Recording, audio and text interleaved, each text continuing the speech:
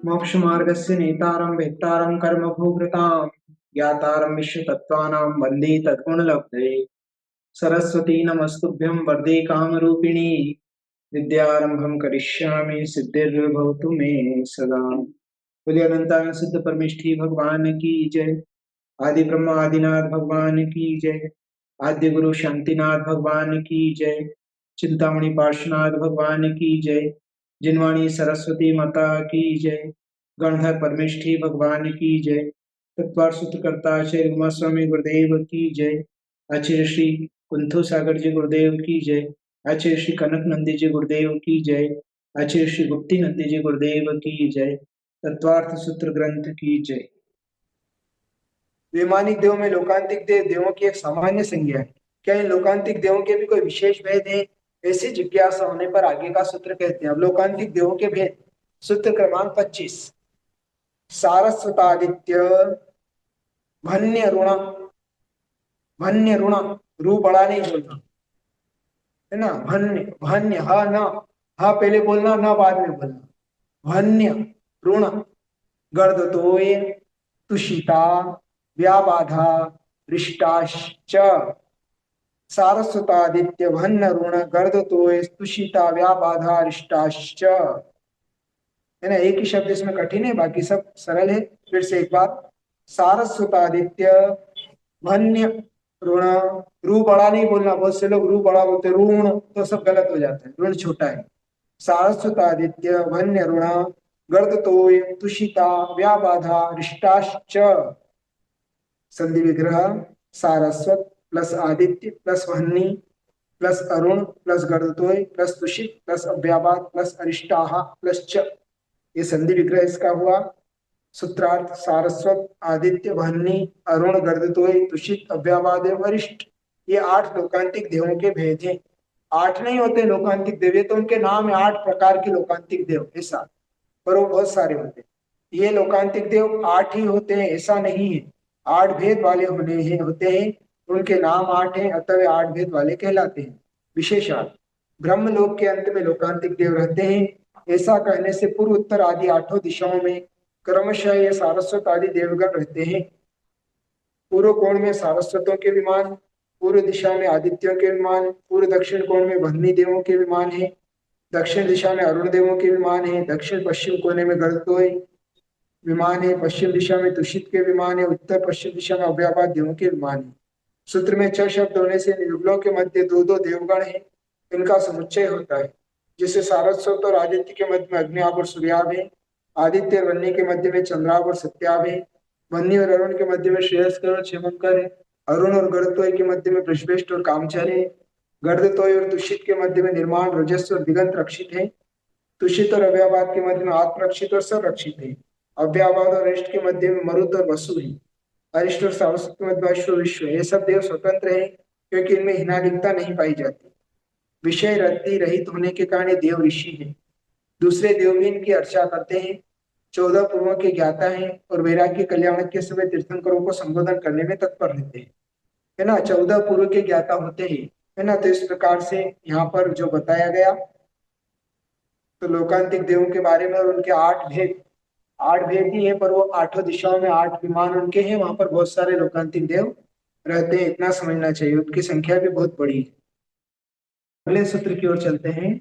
जैसे लोकांतिक देव एक भवावतारी होते हैं, क्या ऐसे अन्य कोई वैमानिक देव भी निकट निर्वाण प्राप्त करने वाले होते हैं?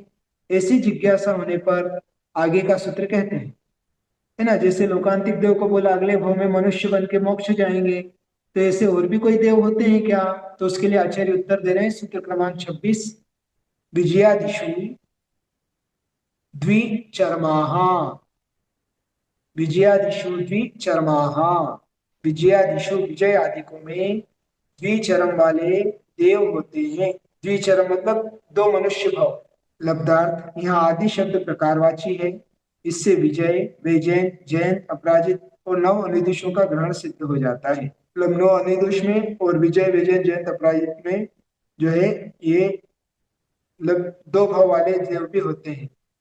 नव्य त्रिवेक तक अनंत बार अभव्य जीव द्रव्यलिंगी मुनि बनकर ही जा सकता है, लेकिन अनुदिश एवं विजय, वैजयंत, जयंत, अपराजित विमानों में भव्य, सम्यक दृष्टि, भावलिंगी मुनिराज जो उपशम श्रेणी में मरण को प्राप्त होते हैं वे ही द्विचरमधारी होते हैं, अर्थात वे विजयादिक से च्युत होकर सम्यक तो सहित रहते हुए पुनः मुनि बनकर विजयादिक में उत्पन्न होकर पुनः मनुष्य भाव प्राप्त कर सिद्ध होते हैं।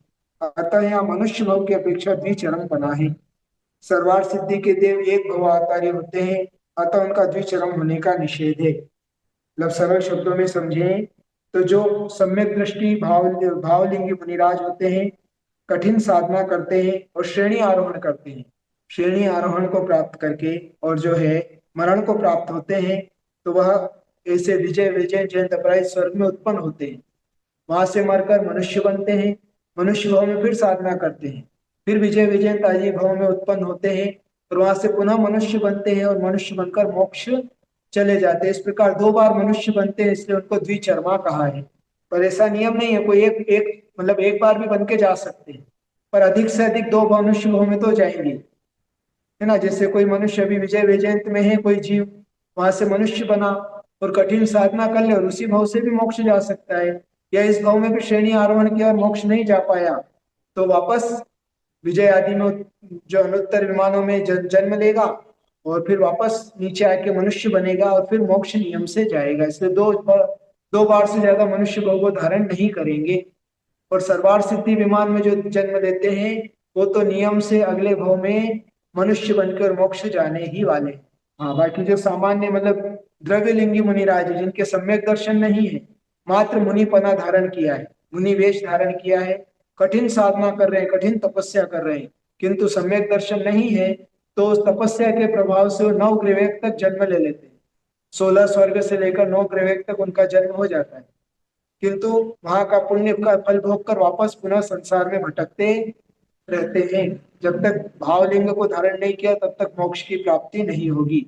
भावलिंग से यहाँ पर सम्यक दर्शन सहित महाव्रत आदि को लेना, और द्रव्यलिंग अर्थात मात्र शरीर से मुनि मुद्रा को धारण करना उसे द्रव्यलिंग कहते हैं, है ना।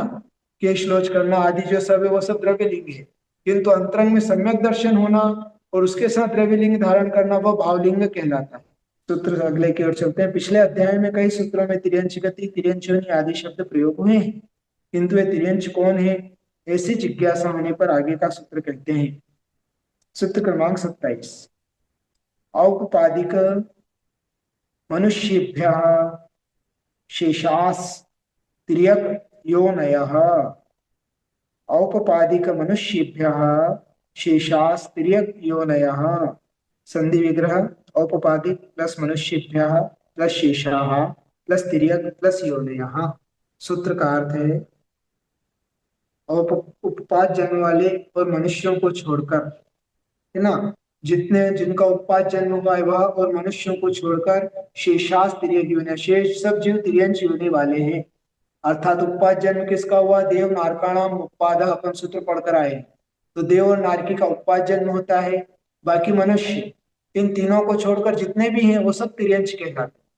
मतलब देव नारकी और मनुष्यों को छोड़कर बाकी जितने भी हैं सब तिर्यंच हैं। अर्थात एकेंद्रीय वनस्पति आदि, पृथ्वी जल अग्नि वायु वनस्पति ये भी तिर्यंच है। 2 इंद्रिय 3 इंद्रिय 4 इंद्रिय ये भी तिर्यंच है।